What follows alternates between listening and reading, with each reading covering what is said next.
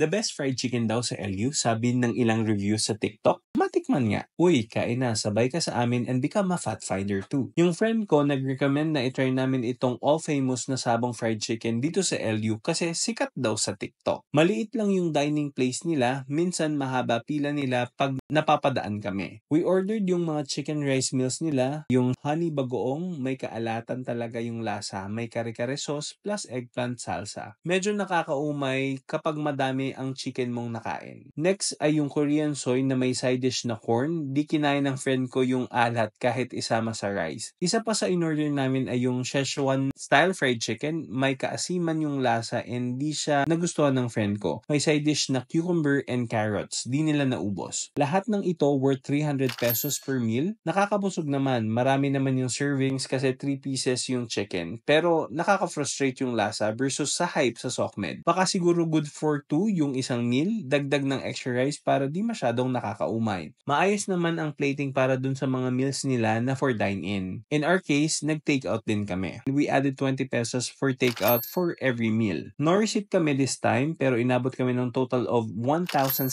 pesos for 5 packs. Let us know if ganun din yung experience nyo sa meal nila. And that's it, finders. Bye-bye!